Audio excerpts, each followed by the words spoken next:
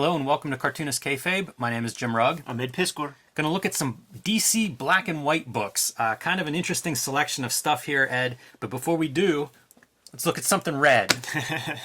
Black and white and red all over. Red Room Comics out in the wild today, man. Murder on the Dark Web for Fun and Profit is the name of the game in the Red Room universe. And these comics are going to be coming out pretty much every 4 weeks for a while. Each issue completely self-contained, and you can read the comics ahead of time at my Patreon, patreon.com/edpiscor. $3 gets you the archive there. I have well over 4 issues, more than 100 pages worth of stuff online, and you could, and I put new strips up every Tuesday.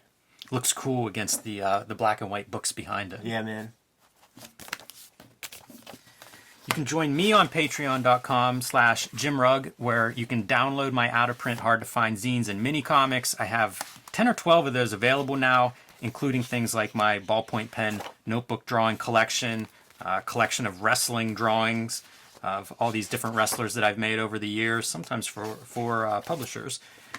My most recent upload is the Street Angel Gang Process zine. This includes a reproduction of my script where I actually do my layouts, and then the pencils from that comic. So you can see lots of my original art on Patreon as well. So join me on patreon.com/JimRugg. But we're here today, Ed, to look at some of these black and white editions that DC has figured out how to publish and get a couple more miles out of some of these classics like Watchmen and Dark Knight Returns. They do the noir line. So they've published, I don't know how many books they've actually published. A lot of Batman. Yeah. Definitely a lot of Batman, but some kind of cool stuff, and it's neat to see this stuff in a different light. Got a hold of this one before the artist edition was available, and I was very interested in seeing this artwork without the Lynn Varley color for things like this. Yes. Like, let me see exactly what Klaus Janson is bringing to the table.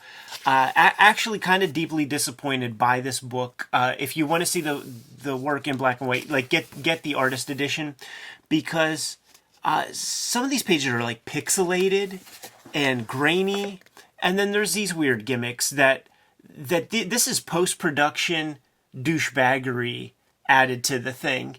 And it's like the whole point of wanting to see this is to see it without any extra stuff. And not only do I not want to see extra stuff, if Lynn Varley ain't the one doing it, I definitely don't want to see that stuff, you know? So, you know, this is the layaway version of Dark Knight Returns black and white. Like, if you can't get your hands on like, what the fuck is that, right? Yeah, I have no idea. There's a lot of weird stuff with this thing, man. So I do wonder if there's a lot of nonsense with some of these other ones we're going to be looking at here today. I like seeing the lettering on some of these pages. It's pretty strong. Always a piece of Miller's work that I like. I do kind of like seeing it in black and white. It is a different... I don't know, it's just a different way to look at this stuff that's really been, almost coded into my brain. And then it's cool to see on pages like this where there's almost no black except one big image. So kind of neat. Definitely a different way to look at this stuff. Something I would be curious about too, if you come to this thinking of Lynn Varley brings so much to it. It's interesting to remove her hand and see what is under there. So kind of neat. Little bit oversized too. I believe this is slightly bigger than your, comic book size, which doesn't hurt. Anytime, print it bigger. Always print it bigger for me. Like I'm never going to complain about that. Watchmen is one, we've been going through our Watchmen issue by issue read this year, and I think I've commented on a couple of times where it's like, I wouldn't mind seeing that in black and white. I don't have an artist edition of this. Not even sure exactly what the artist edition is like. I guess it has a few pages, but it's such a meticulous series. And again, one of those that's just burned into my mind from reading it for the last, 30 years. Seeing it in black and white, kind of fresh, and shows off Dave Gibbons. This is another piece that I think the coloring is really strong. John Higgins coloring on the original. So taking that away and seeing what you're left with is interesting. And this is pretty classic looking art in black and white. Gibbons is so clean with it. I also like these big pieces to kind of skip around where you see like, okay, once he's seen a couple of issues in print and he's seen it in color, is he making concessions? Is he doing anything differently with the art? I don't know if it's more wide open or not, but it's the consistency of this book is the thing that always amazes me.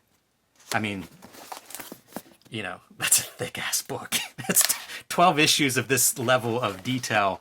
It's so rare to find something like that. People always talk about the lateness of the book at a certain point, and Brian Hibbs makes it a point to always say that it was 1 month, like the last issue was 1 month late. It was like, so it took 13 months for a 12-issue book to come out. That's not that late. That's it? That's what he says, man. I trust the guy. Yeah, I've never heard that. But man, if it's really, you know, like everybody really didn't know how good they had it. Right. Cut ahead to 1992 and complain about lateness. Look at all that signage and stuff, all the detail in the background there. Really cool. And just great atmosphere. Like, I started like doing more of this kind of thing to just like break up space, and it's really effective. Yeah, every now and then these moments remind me of a Mike Mignola, you know, like that, where it's just a line, kind of a dead line on top of the... I was thinking of like Kubert with this, and that's something that would not have come to mind if I didn't see it in black and white like this. Man, that's a good call. And it's the reflection that's really the Kubert part. Exactly. Yeah, really neat stuff. And fuck, look at the precision. Like, he really knows how to do perspective for real. yeah, that's no fun at all. The reason that I pulled these today, Ed, is I ended up finding them at Ollie's, really cheap. A couple of these things. That's where I got the Watchmen book, so it's fresh in my mind. It was on the top of my... So now I have to go to Ollie's before my this video goes live. Because I've been looking at this for the last couple of days. But I do think it's kind of an interesting piece. And like the Dark Knight, it's oversized, so you get a little bit bigger art than normal to look at. And yeah, I don't know. I toyed with the idea that maybe we do one of the issues of Watchmen review as a black and white. Mix it up a little bit. So this was a piece that I got really excited about. A Kayfaber told me about this. The Batman Mad Love Bruce Timm Harley Quinn book as a coloring book. But what that means for me is you get to see Bruce Timm's black and white art, slightly oversized, but without any color. And this is an expensive book, man. This is a $100, $200 comic book, man. So it's cool to have it, you know, in any format you could get it. Very true. Actually have a Bruce Timm honest to goodness comic. And his art looks really nice in here. Yeah. You know,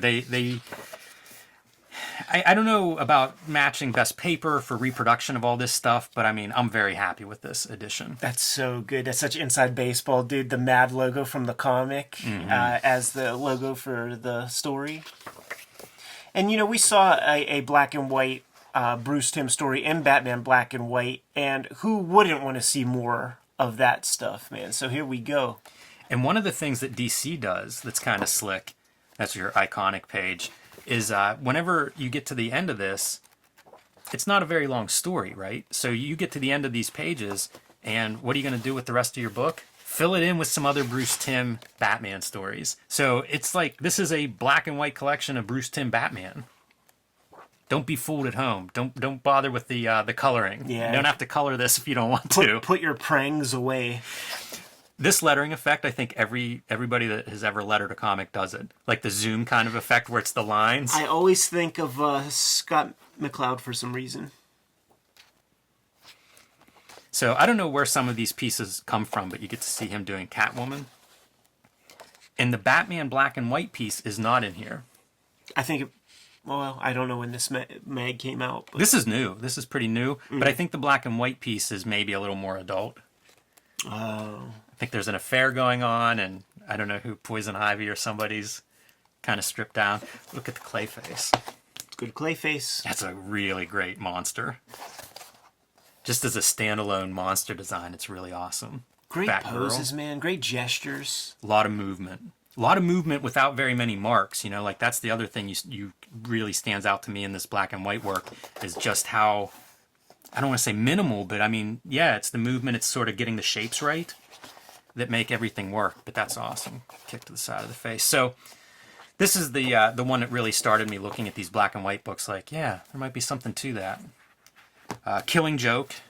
This is the other one that I picked up at Ollie's for, I think, $5. And oversized as well.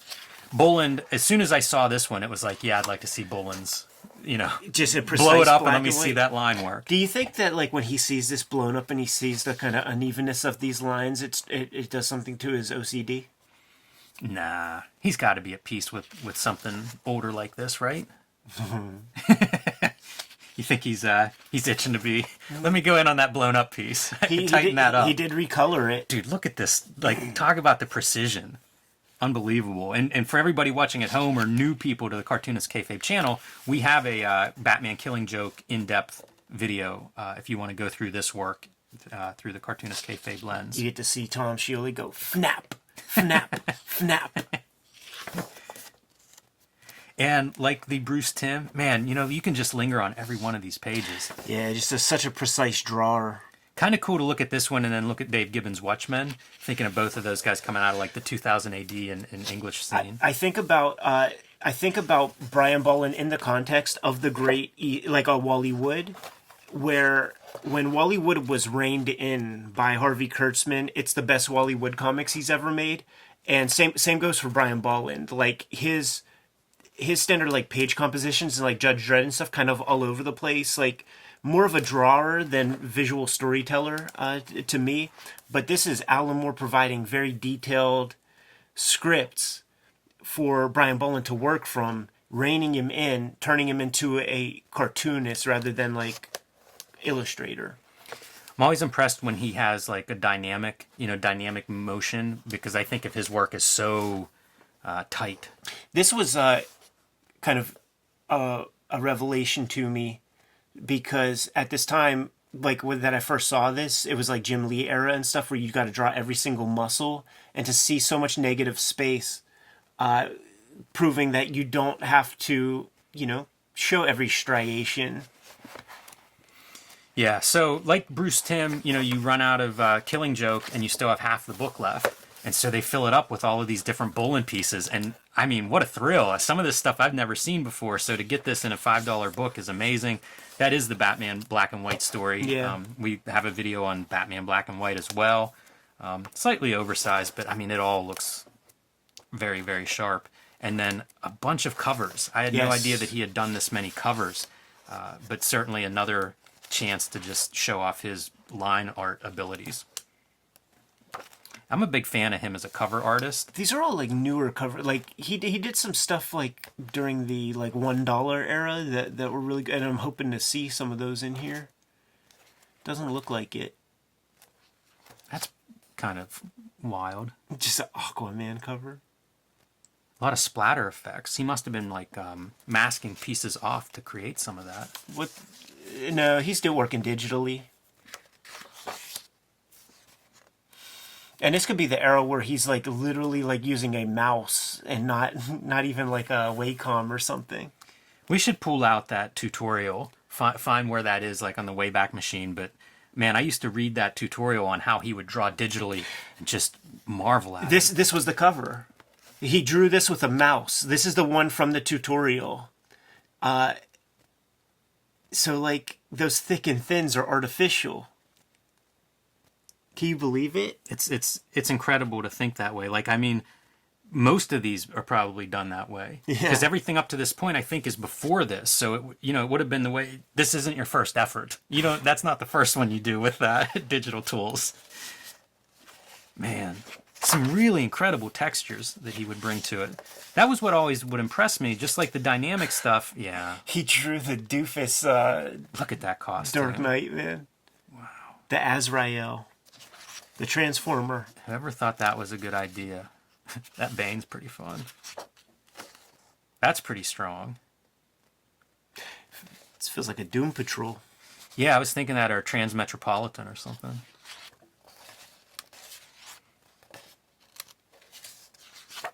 He must have done all the covers on Gotham Knights, or at least for... Looks like it, huh? Yeah, big run of them. About that.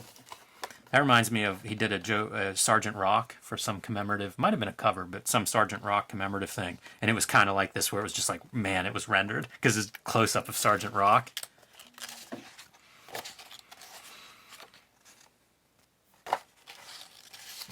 That eye's really good. Reminds me a little bit of, like I assume that's a digital effect, but reminds me a little bit of some of the stuff Corbin would do. Yeah, exactly. Yeah, sure. Oh, there goes Zaz. See, I told you about Zaz before. Yes. All right, and then one more. This one I had never even heard of. Just completely saw it on the shelf and thought, yeah, I'll give that a shot. It's Jim Lee's pencils for Justice League. What era do we live in, Ed, that we have this kind of choices of everything being reproduced? You go from an artist edition to now, let's get down to just the pencils. And I think this is comic book size, but, it's several issues. I don't think it's his complete run, but it's several issues of Justice League.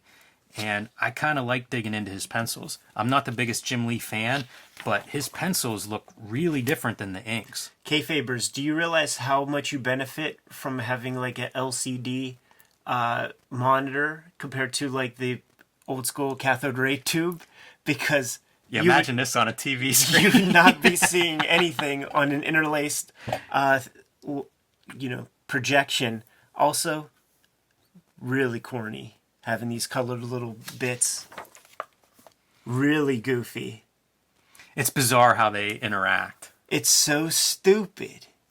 Because it's let's see the pencils, man.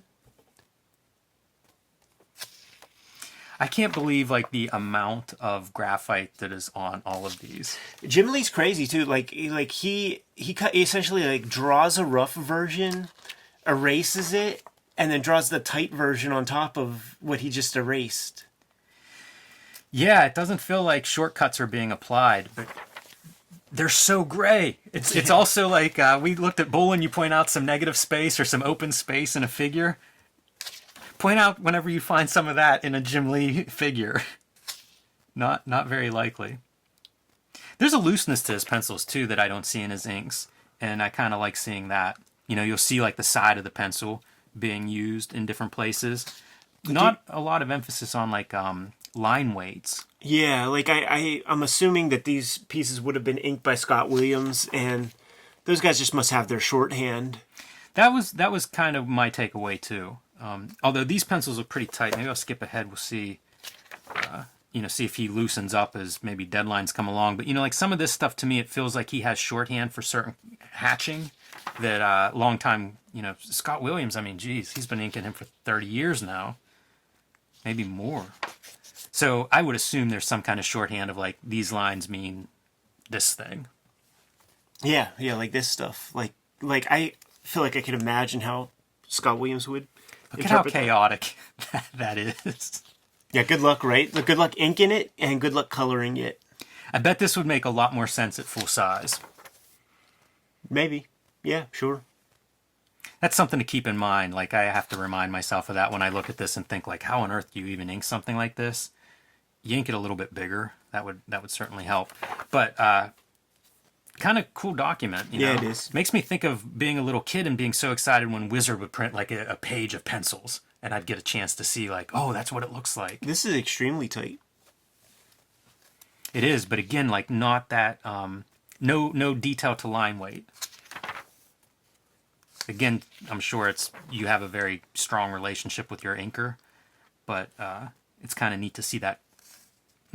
Raw isn't the right word, but to see that kind of drawing, see where he's putting his emphasis.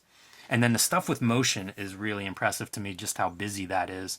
And, it can still be interpreted. One of the weird kind of newer pieces that he brought to his practice when drawing the figure was at the bottom of the rib cage, adding shadow on the complete six-pack. That's stuff that he wouldn't do on X-Men, but he in his 2000s work, that's something that he brought to the table. I don't know what this is. It's that must be something. Yeah. Just to fill in a page. It's a probably a two-page recto verso. Like a two-page spread coming up or something Yeah. that they have to maintain. It's wild. So kind of cool. I had no idea this existed. Yeah, And pretty it's rad. 200 plus pages of Jim Lee pencils. That's amazing. Yeah, it's really cool. This was another Ollie's purchase. I think it was $4. So pretty good haul from Ollie's. If anybody is discount comic book shopping out there, that would be where most of this came from. Pretty cool, man. Kayfabers, follow, subscribe to the YouTube channel, hit the bell. so we can notify you when new vids are available. Jimmy, what's out there? Join me on patreon.com/JimRugg, where you can see my pencils, you can see my raw inks, you can download my out-of-print zines and mini comics, and a whole lot more at patreon.com/JimRugg. Red Room Comics out in the wild, man. Get them while they're hot. Coming out every 4 weeks. Murder on the Dark Web for fun and profit. Pre-order or order the comics from the Fente Graphics website. You could read the comics ahead of time at my Patreon, patreon.com/EdPiskor. More than 4 issues are up there as we speak. $3 to get you the archive there. New strips every Tuesday. Subscribe to the Cartoonist Kayfabe e-newsletter at the links below this video. You can also find Cartoonist Kayfabe t-shirts and merchandise at the links below this video. Jimmy, give him one last set of merchant orders, man. We're going to be on our way. Make more comics.